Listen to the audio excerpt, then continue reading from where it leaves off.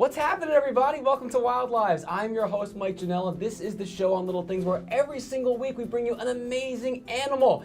And this is our star of the show today. Well, Kat Long is here as well, but introduce us to who we have here. This is Winston the White Wallaby. Winston the White Wallaby. We're going to learn so much about Winston. All right, so Kat, tell us, obviously the first thing, Winston the White Wallaby, it's right there in his name. That's because... He's white. Yeah. But in reality, wallabies are normally a tan or a brown color. And so this is actually a genetic mutation in which he has no pigment. You see, even his eyes are pink. So he has no pigment. Now this, in nature, actually is a liability because he then becomes a target to his predators. So his predators are, they would be the dingo dogs, it would be the large reptiles like the crocodiles and the big snakes.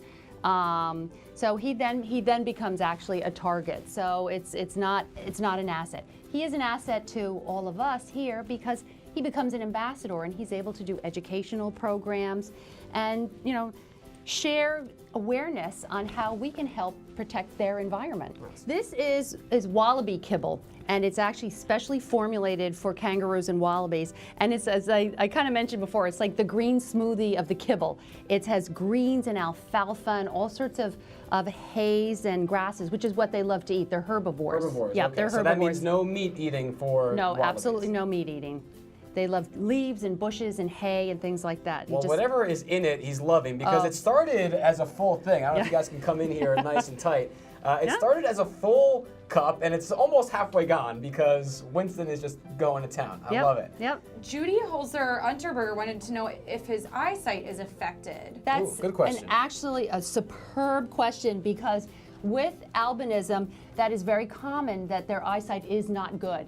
So whereas their hearing and their sight of smell is excellent, that their eyesight is not good. That's a very good question.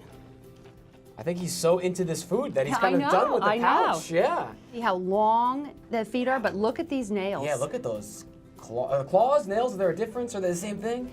They're in essence they are the same type of thing, but you could see how big and powerful they are, and this is actually one of their few defense mechanisms that they, you know, if they can rear up on and they use their tail for that, and then they kick with their feet.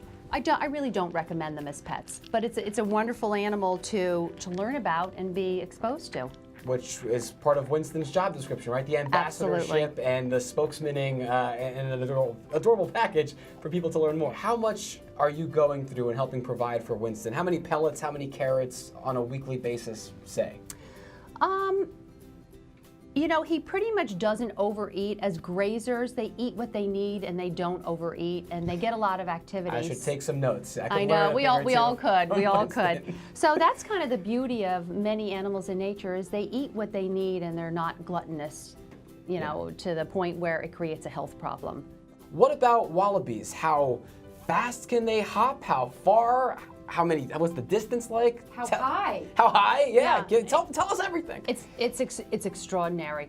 They not only can hop fast, they can hop up to 30 miles per hour. Get out of here. For this little guy, 30 miles per hour. Wow. But they also have tremendous stamina, so they could hop for very, very long distances. So whereas a cheetah has short bursts of speed, wallabies have the stamina for long amounts of speed. And obviously they hop instead of run. Is that something that they like to do, the curling up like that? They love it. They love it. I kind of liken it to babies being swaddled. You know, they say babies like to be all, you know, tucked in and things like that. Yeah, he could have his feet behind his, you know, ears and stuff like that. It's a very comfortable position because it reminds them when they're in their mom's pouch. Right, swaddling a human baby. That's the first thing that came to my mind when you started describing that. Really? Yeah. So Karen Nerf Stephenson wants to know how many are in a litter, or do you even call it a litter?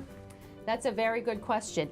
Actually, it is pretty much only singletons. They only have singletons. Oh, okay. I have never, I mean, I guess it could happen, but I've never heard of twin joeys. The babies, as you know, are called joeys. I've never heard of twins. They're always singletons. Wow, interesting. The other thing that I think is one of the most fascinating things about wallabies is they can't go backwards.